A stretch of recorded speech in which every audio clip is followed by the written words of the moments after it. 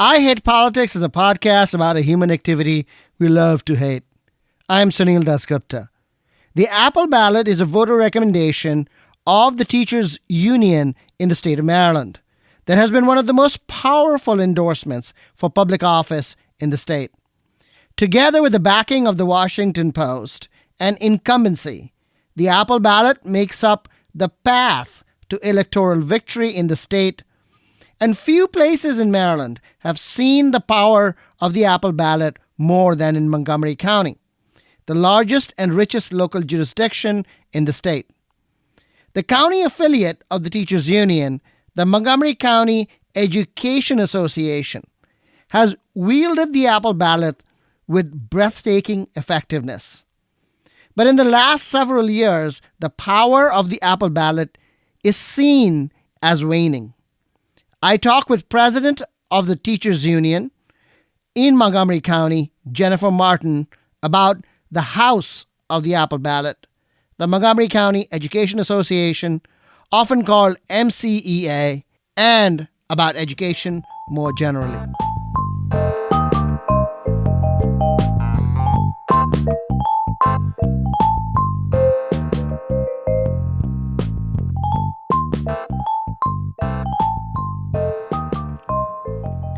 If you're new to the show, I Hate Politics is a podcast about our neighborhoods, workplaces, schools, and streets, and our local governments as they function in diverse and democratic societies. This means our politics are messy, dirty, sometimes corrupt, with often self-serving politicians. But no matter how much we may hate politics, we are never exempt from it, even when we refuse to participate. In fact, the purpose of politics is to keep society functioning precisely when we don't agree with each other, like now. It is my hope that this podcast will help those who feel left out reconnect in our local communities. Music for this episode comes from Montgomery County percussionist Pete Chauvette, who plays the vibes and the drums and writes his own music. You can hear him at Hank Deetle's Tavern on Rockville Pike every third Wednesday of the month, and on SoundCloud.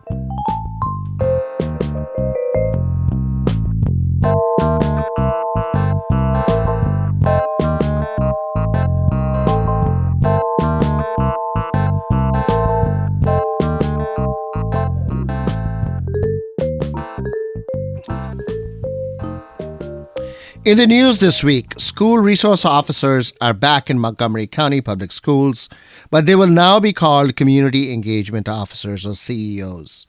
The new CEO is a return to the old SRO system, but a departure from the school safety plan devised by County Executive Mark Elrich to remove permanent police presence from inside schools and replace them with roving police officers assigned by clusters.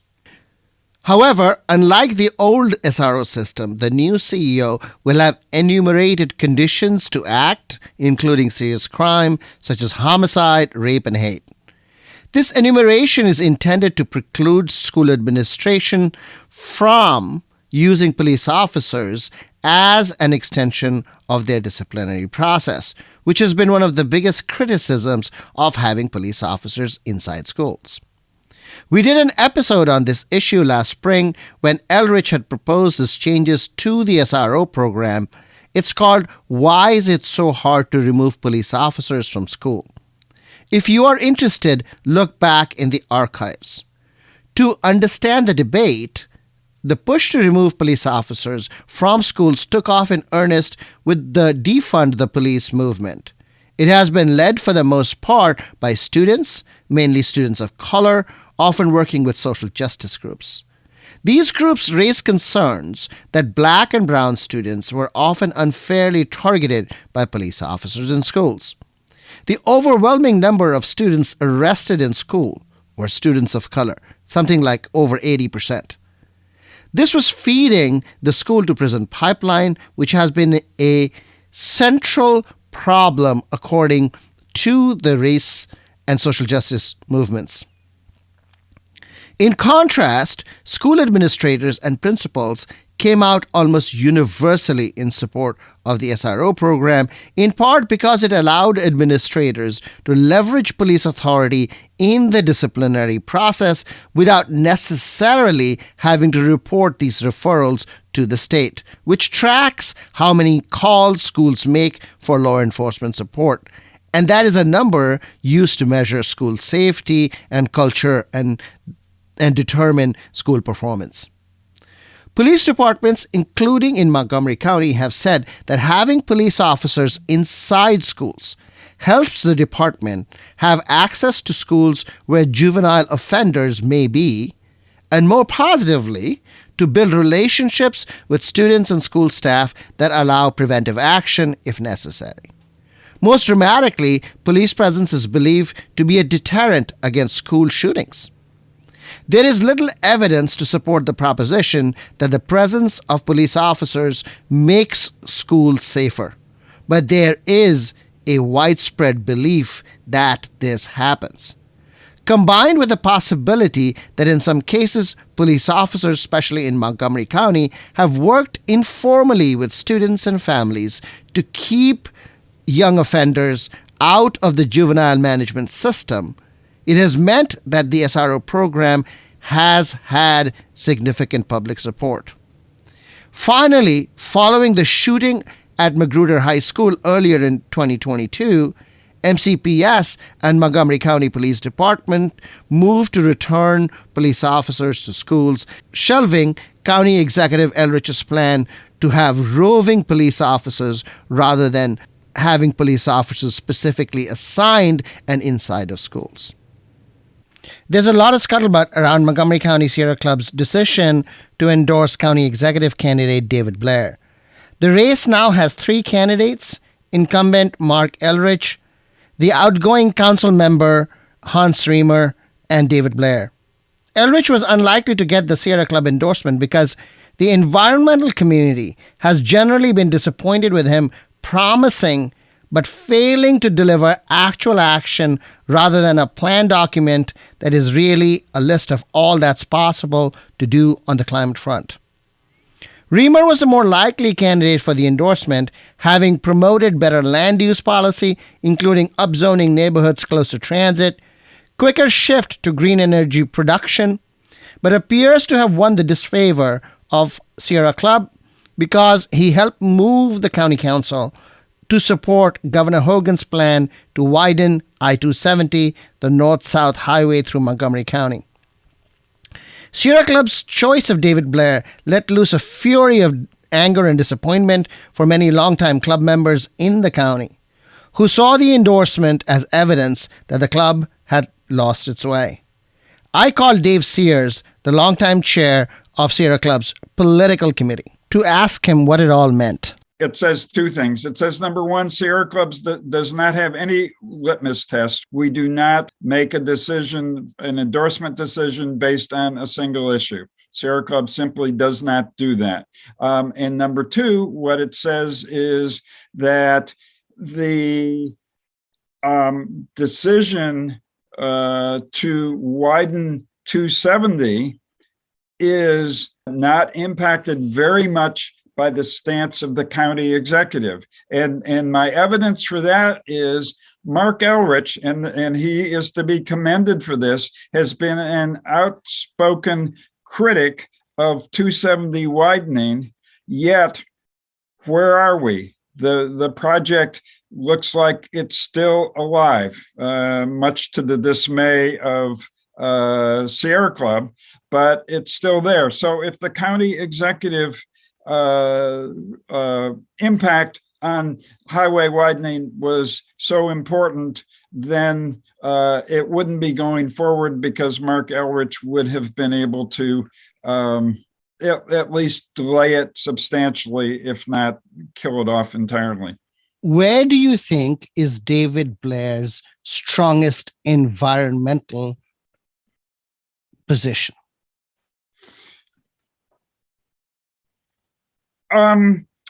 He will implement ideas that he's convinced will work. I think he's not going to come up with innovative ideas himself, but he's going to move forward.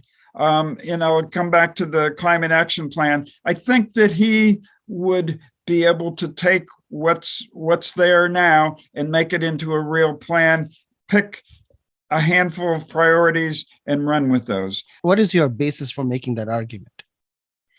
Because he has told us that that's what he would do with the climate action plan, and we have reason to believe, based on his success in management, that he can do that.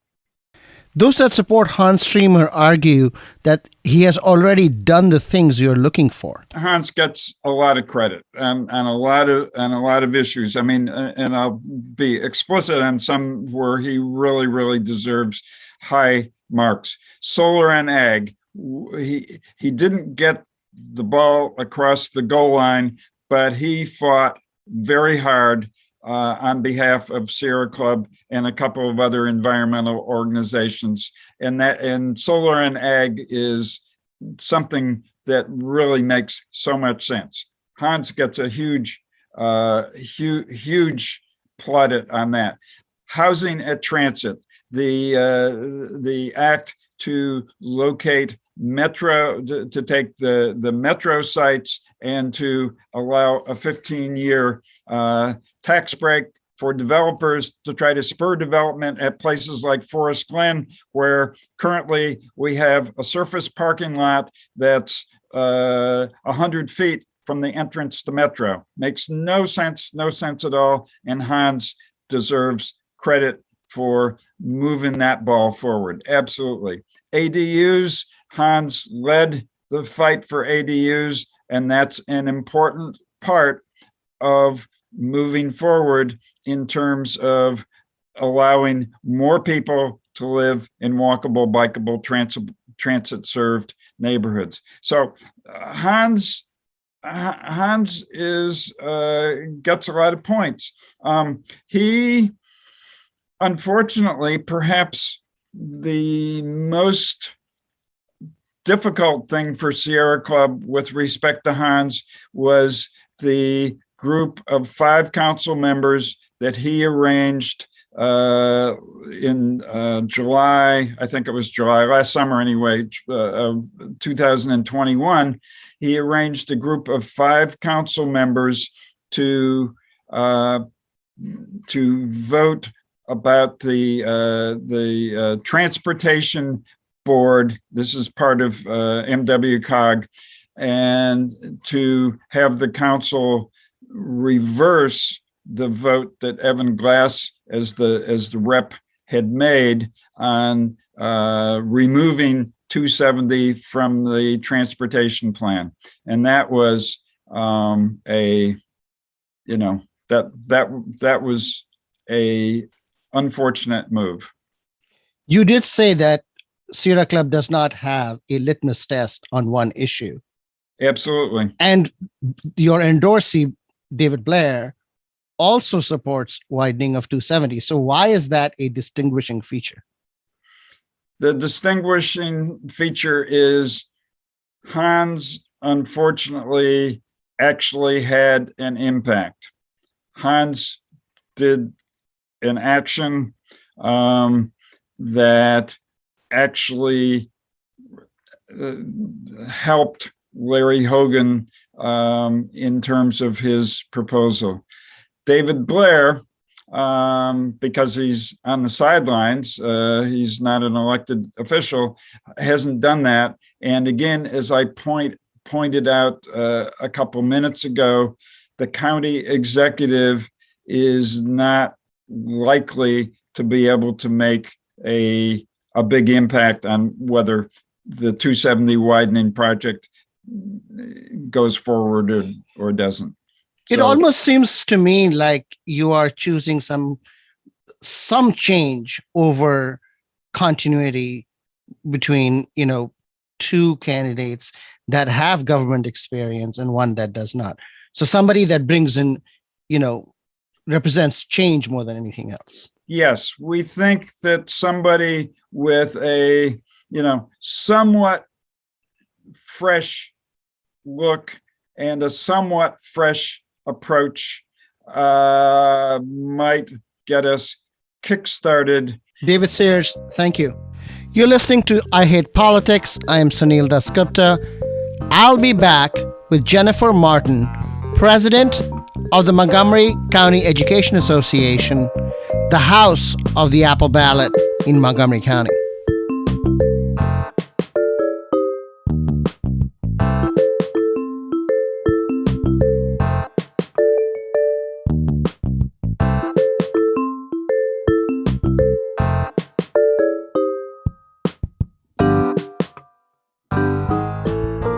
Jennifer Martin, welcome to I Hate Politics. Well, thank you for having me here, Sunil. It's great to be with you. You are the president of Montgomery County Education Association. Tell us about what MCEA is. What is the state of the union right now, so that people get a sense of the organization that you had. Sure. Well, thank you for that question, Sunil. I represent 14,000 educators in Montgomery County Public Schools. They are the certificated professionals who are classroom teachers, counselors, school psychologists, and other certificated employees of the school system. We do not represent the principals and other administrators. They have their own union. And has the number of members been growing, coming down? Are they similar? What's going on with there? Well, we have been growing as a school system for the past 20 years easily. And so our membership has grown as the number of employees has grown. And we have stayed constant at about a 95% membership rate. And that is even after the Supreme Court decision that removed what's known as agency fee, basically a fee that non-members would pay in lieu of being members.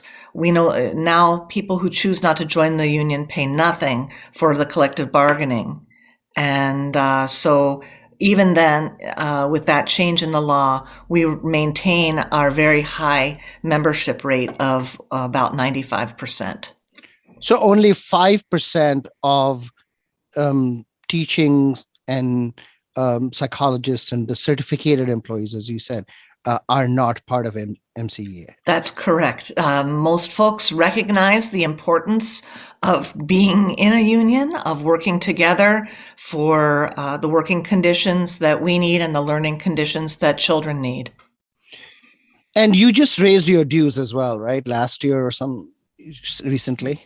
That is correct. We generally, our dues go up every year because the state and the national union of which we're a part, we're an NEA affiliate and a Maryland State Education Association affiliate. So we are the local union representation. Each year, those dues go up incrementally, but we have to have an all-member vote to raise our local dues. And we had not done that for some time. And we felt a real need in the current climate that we're in education and in politics, that we needed to enhance our staffing. And we also wanted to make sure that we were helping to grow our members' power in organizing. So we boosted our local dues last year and have been able to do much more this year. We're still growing as we gather those funds from the increase in dues this year, but we have taken on new staff and we have taken on folks out of the classroom for a year to do organizing work to help our union from the ground up so that we have members who can do the work of explaining the contract, of helping to solve local problems in school buildings or other work sites. And we find that to be a very popular program right now, and we look to expand that in the coming years. How much did you increase the dues? Do you remember? I believe they went up by $200 a year. And you hired new staff. How many people did you hire? we have 2 member organizers this year. We want to do 5, but staffing shortages in the classroom really caused us to hold back on bringing more people out on leave this year. So we'll be having 5 next year. And then in terms of staffing, I'm doing this off the top of my head. We now have a public affairs department, and so we have 4 staff there, I believe. We've hired an assistant for our business manager, so we have an assistant to work on human resources. So all about making sure that we are strengthening ourselves internally, but also positioning ourselves to be able to be part of the public narrative on public education, and having the ability to have outreach and alliances beyond our union, so that's where we felt we needed a lot of investment. Was there a sense that, maybe we are missing something, we are not getting at something, and therefore we need to add the staff? I don't know that we felt we were falling behind, but I think that we felt there was a real opportunity to make sure that educator voice was front and center in conversations about public education in Montgomery County, and that our union needed to have the ability to empower our members to speak on behalf of the union, to make sure that we were getting the media attention that we needed, such as this podcast, to get our story out in the public sphere. Because people like to talk about teachers, but and very frequently decisions are made about teachers and about schools, and without really reaching out to the folks who are doing that work. So I think that's where we have been trying to make sure that we have a stronger presence. Let me ask you about that. Recently, the MCEA general body passed a resolution expressing no confidence in Dr. Monifa McKnight, who was then appointed permanent superintendent by the Board of Education, I guess, despite MCEA's objections. What does it say about MCEA's political power? Sure. So it's a very good question to raise about what is our ability to influence. Even when we do raise our voice, we don't win every battle. I think that is a problem not just for MCEA, but for any union, for any organization that engages politically. You do not win in every fight. The resolution itself was actually a vote of no confidence by the full membership, not only regarding the superintendent, but also the Board of Education. We both were seen as lacking a good plan for dealing with the recent Omicron surge. We had schools that were in real crisis because we had insufficient staffing due to illnesses and to quarantining, so that there were students being herded into cafeterias, into gymnasiums. We had teachers who were exhausted, covering for one another. Actually, this was a problem just as much for administration and support personnel as well, because we were in such dire circumstances, and there didn't seem to be a clear plan as we came back from break with no testing in place. This is at the winter break. We came back with no testing in place. We came back with an immediate shift away from the metrics that were going to be used as soon as it became clear by, I think, the 3rd day in, that the majority of schools were at a very high transmission rate and seeing real problems with positivity for COVID. And then there was no real plan for several weeks. That was where we were in, a great deal of turbulence and anxiety and exhaustion on the part of MCEA members. So when we held the vote, we went from our representative assembly to all members, and within a day we had over half of our members casting a vote, and over 90% of them voted no confidence. I do believe this was the fundamental problem was the handling of COVID at that time. This is an election year, and then the many Board of Education members are going to come up for election. MCA support for Board of Education candidates is supposed to be one of the most important things that, enables them to win or not. So in light of all that, it is quite the move on the part of the Board of Education to ignore the wishes of the biggest union in the county. What does it say about MCA at that point? Well, I think it says something about the Board of Education, too, that there is a dismissiveness at times regarding our needs, regarding our experience and expertise. It is, I would say, in some ways, a mystery as to why there's not a greater trust and interest in what teachers have to say about the needs of our schools, the needs of our students. The board has the ability to make decisions as they see fit.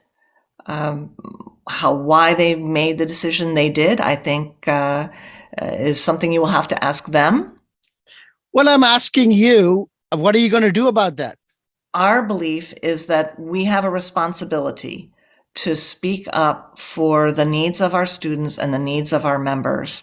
And we did not feel that in the case of the Omicron surge, that the acting superintendent, the interim superintendent, Dr. McKnight, nor the board were taking the steps that were needed to ensure the safety and the continued operations of learning and teaching in our schools. What we cared about was making sure that kids were able to continue learning. We wanted to make sure that we were having as many people as possible available for the learning and the teaching. And we wanted a quicker response during that time. We had, incredible problems with staffing issues, and we had huge student absentee rates also. And, now that is hopefully behind us. But it was a time that was of great turmoil and chaos in many places in our system. And teachers bore the brunt of those troubles. So now, the superintendent is in place.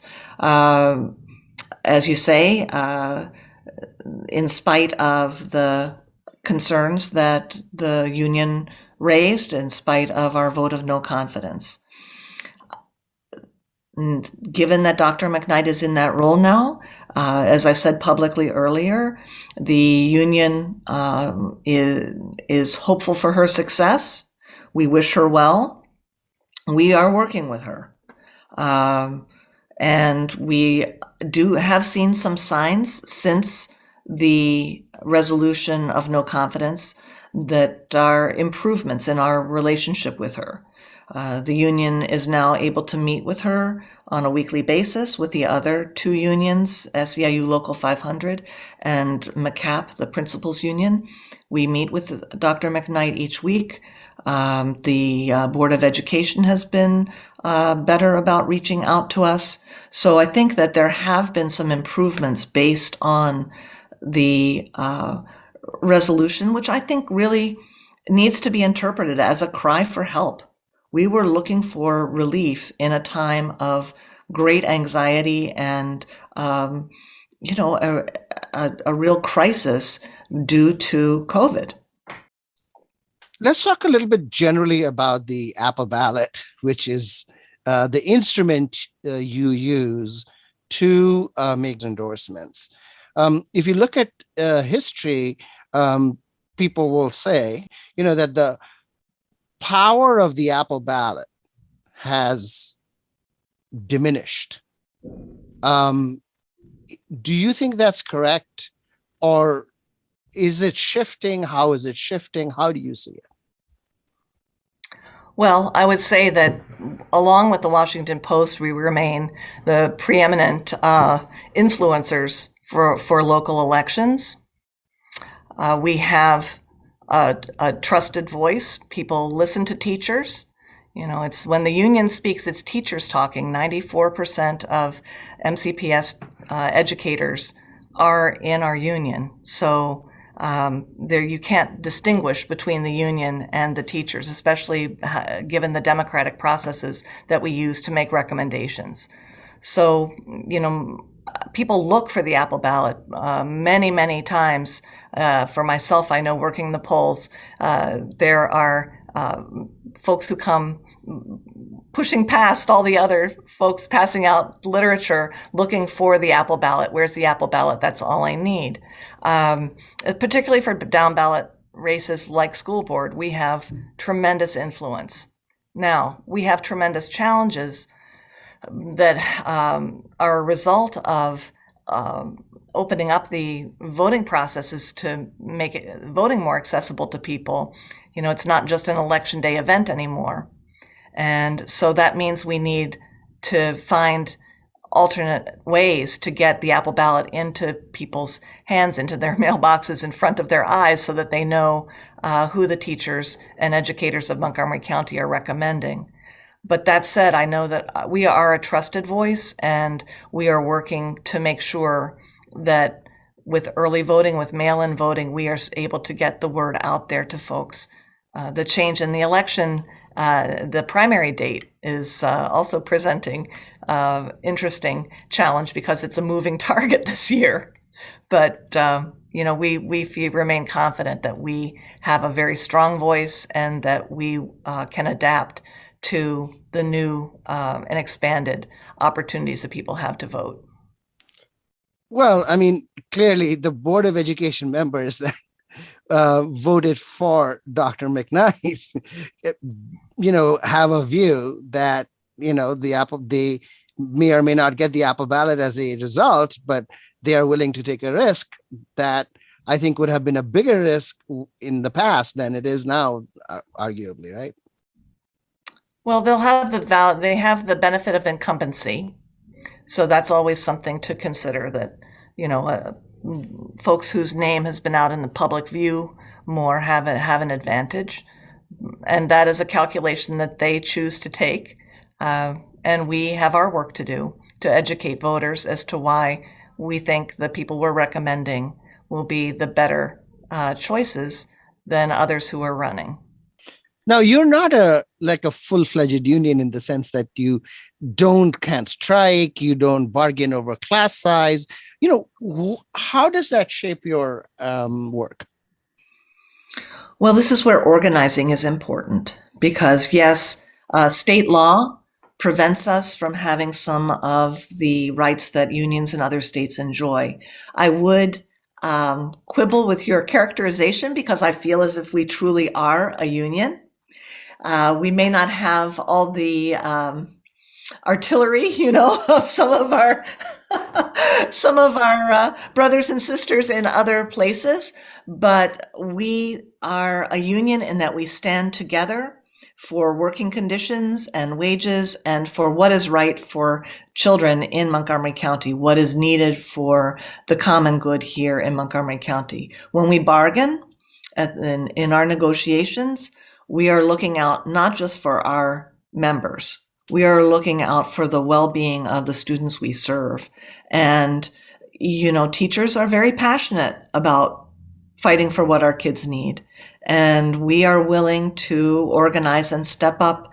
We may not have strikes, but we can have rallies. We can lobby politicians. We can speak in public forums. And we can find our allies and fight alongside them for what is needed. So we have a lot of ways that we can effect change short of having to call a strike. I will also say that while the union cannot call a strike, you can see that in other states there are places that don't have collective bargaining rights, where it's not the union that has called the strike.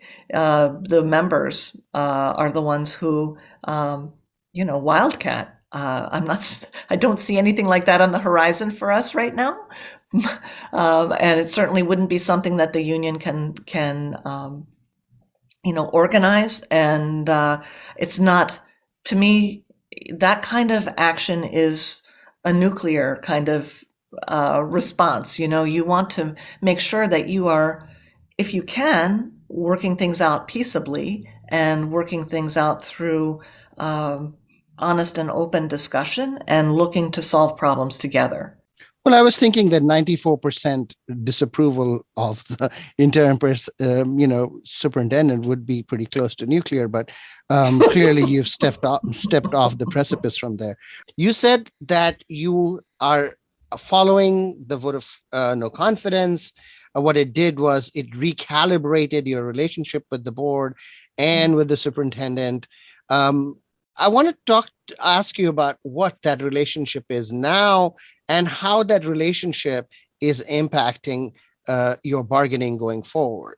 Because if you remember in 2020, COVID happened, you were in bargaining, and that process went on and on for a long time, even as the expectation was that teachers would step up.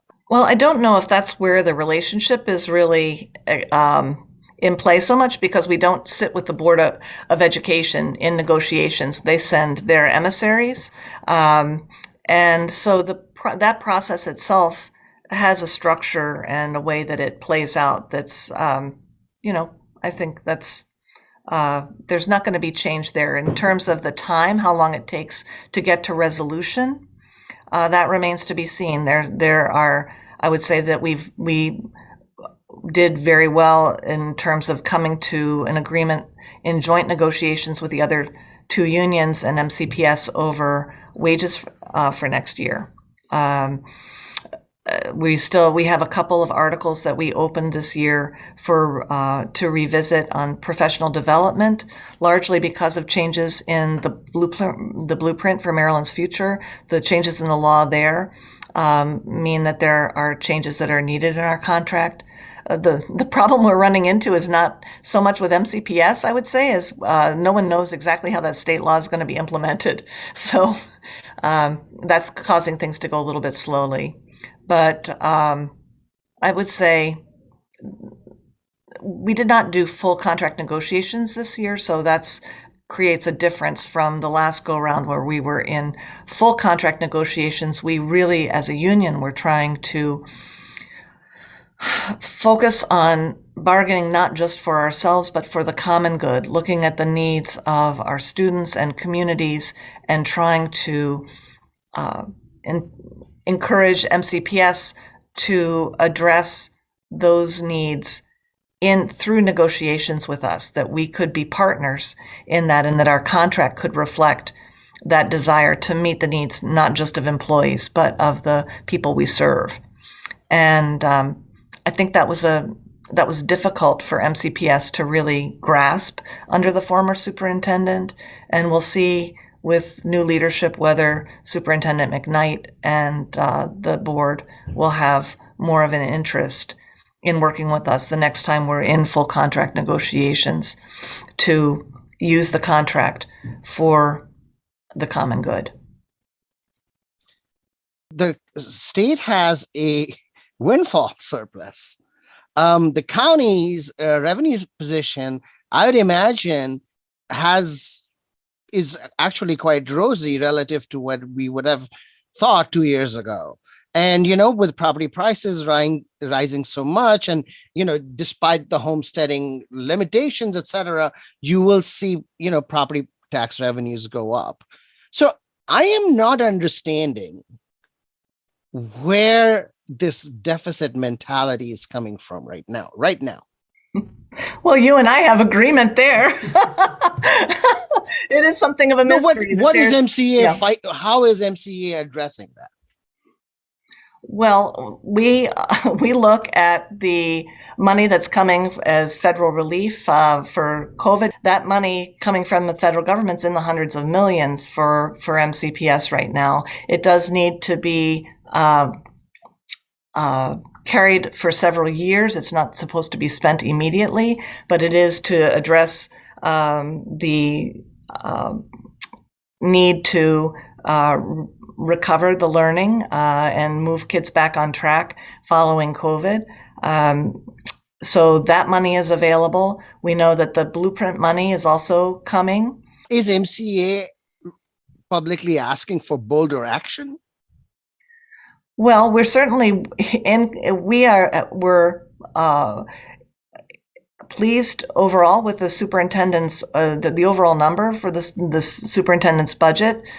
We feel that she put forth what is needed to try to make sure that we have the ability to attract and support and retain excellent educators, and that we can meet the needs of students who have just survived sustained trauma of COVID to help them be back on track.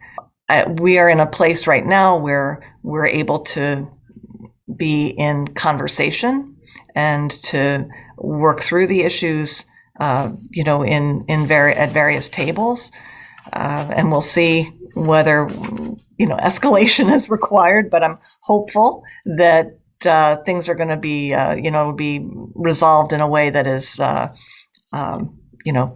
done amicably and without rancor.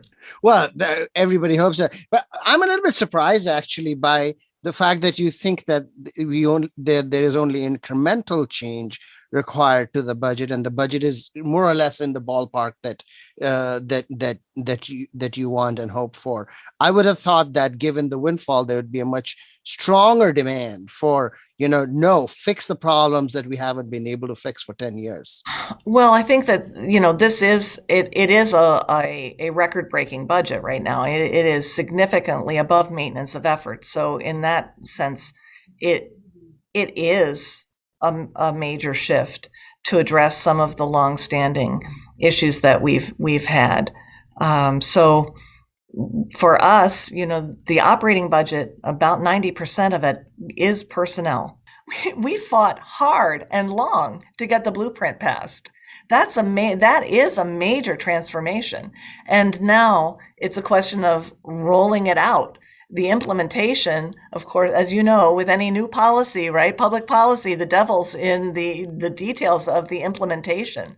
So that is where there's been a sea change. That is where there's been this really massive effort to improve the educational landscape in the Maryland school systems. So that is, I would say, our hopes are largely pinned on that legislation and what effect that will have across the state, but especially here in Montgomery County. Do you think it has enough money to hire the significant numbers of people to be able to have an impact on class size? In MCPS right now, I don't know that class size is the biggest problem we suffer. What we do have is a problem of making sure that in certain areas, such as special education, we are able to get the right people into those roles. That we have, I think currently there's still over 300 unfilled positions in MCPS for this year in the classroom, and that is a concern. I don't know that it's money alone that is the problem. I think that there is work to be done to make sure that the education profession is one that is respected. And the fact, I mentioned earlier that we are overwhelmingly female. The fact that more men don't see education as a viable career path is, I think, a reason to consider, are we doing everything that we should to make this an attractive career? If this were really a profession that had dignity and that had respect, and it was one that you can, count on to economically, I think we would not see that this is still a place where it is self-sacrificing women who step up to the work. How do Montgomery County teachers do in terms of pay compared to neighboring jurisdictions? Do you know? Well, we're in line, generally speaking, with our immediate neighbors, including, across the river in Fairfax. But I would say that the issue is that in Montgomery County, the cost of living is particularly high. And the issues that we face are not just looking at what people get as to be teachers in other places, but what can one do with the level of skill in other sectors. So I know folks who have left teaching in the public schools to go teach in the corporate world, and or to leave education altogether, because it takes a lot of training and a lot of education, and the skills that you use as an educator are very transferable to other parts of the economy, where you may have better working conditions and better income. So this presents an interesting dilemma, right? We talk about education and the really difficult time that teachers are having currently. And of course, we have a teacher shortage as a consequence. We want to recruit more, young people to join teaching, but if the stories they hear are only the horror stories that we talk about,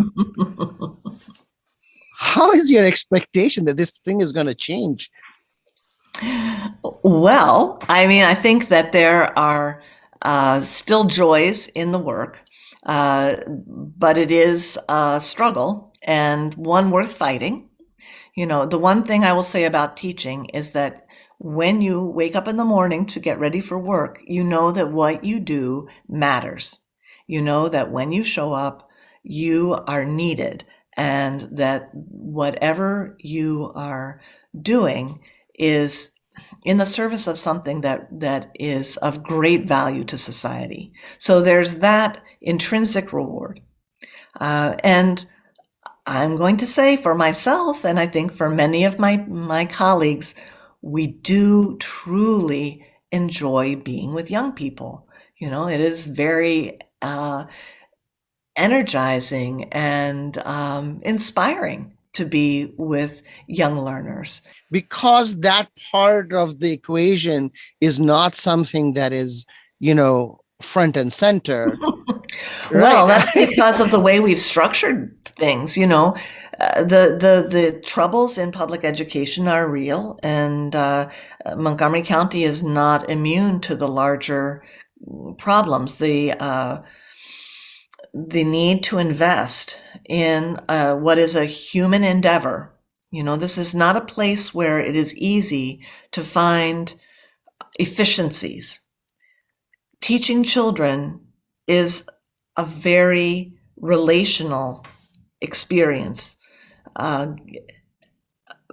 Determining what a child needs to understand a concept or to develop a skill there is science to it, but there is a lot of art, and there has to be a relationship. The need to have a teacher for a not too large group of students at any one time, so that you can meet those individual needs, so that the child can be known, so that the teacher can be trusted.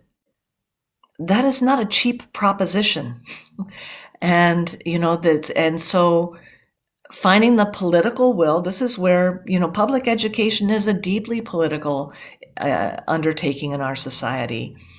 Do we have the political will to pay for what our children need?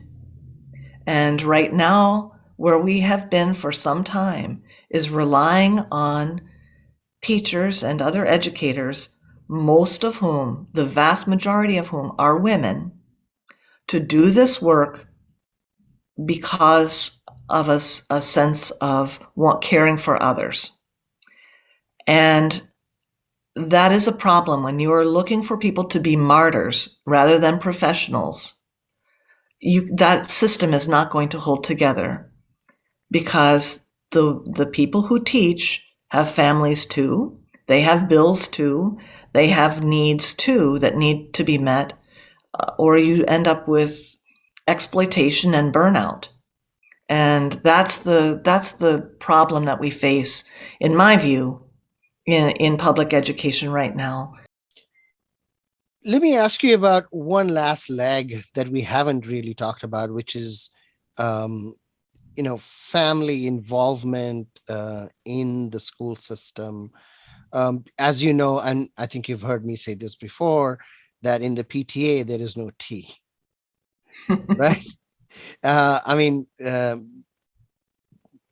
So how do we get more teachers involved? Have you thought about maybe a release time or stipend from MCEA for getting involved and taking the time? I mean, time is really everybody's problem, right? And sort of making the time to build that, put the tea back in the PTA. Well, I definitely take your point that it is a place where there's an opportunity for greater involvement of educators. I would also argue that the PTA could have more P. That there are many parents who do not take an active role in PTA, or who may feel that it's not for them. Yes, totally. But I think the way to fix that problem, have more P, is to have 2 T. I mean, like really, because parents, a lot of them will go to a PTA meeting if teachers are actually there. If they are going to listen to each other droning on about some fundraiser, or or the principal just talking about written up points, and there's no value. Well, so maybe that isn't the place. Maybe one of the things that our union did last summer is we did community canvassing.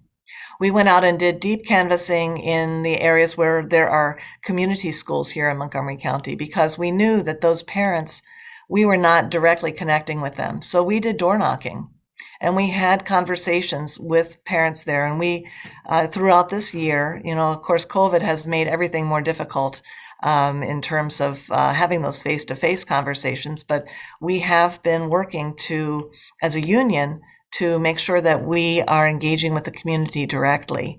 So while I think PTA is one avenue for that, I think that there are other ways that we have been working to make sure that we are connecting with parents and helping to have them see that they have power, and that we can we share many of the same goals, and that together we can advocate for what our students need. Jennifer Martin, thank you for taking the time. This is going to be interesting, looking forward at the campaigns and the bargaining. Oh, Sunil, thank you so much. Well, have me back, and we'll provide an update on where things are. It is very interesting to see what's coming up next. I hope you'll be back. Thank you.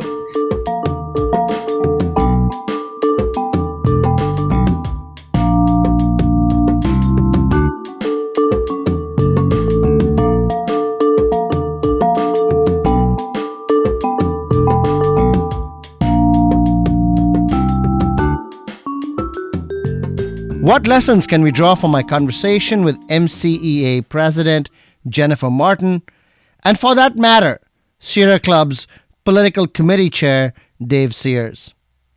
First, endorsements are the big currency of local politics.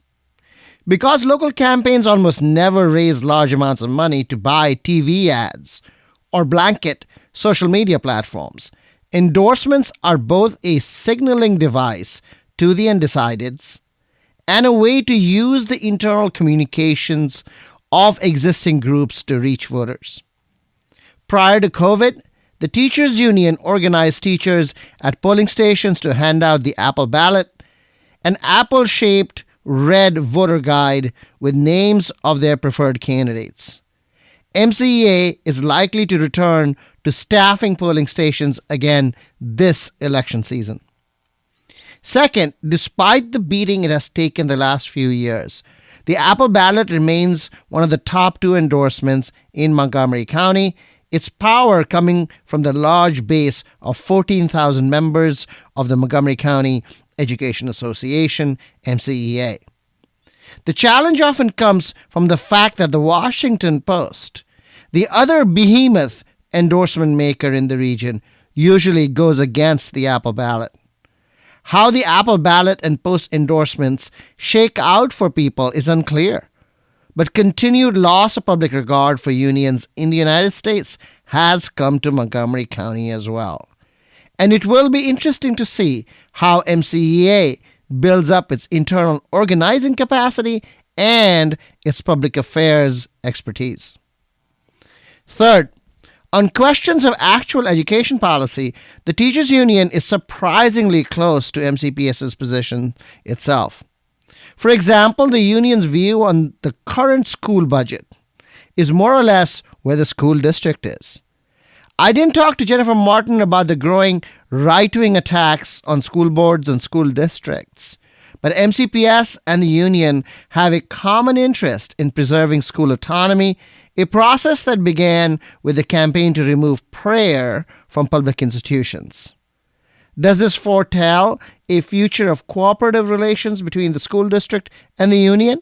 Over a decade ago, when Jerry Wiest used to be MCPS superintendent, which is how many old-timers tell MCPS stories, the school district and the union leaders were seen as taking joint decisions. Now that the budget woes have eased a little, it seems the relationship itself is on the mend.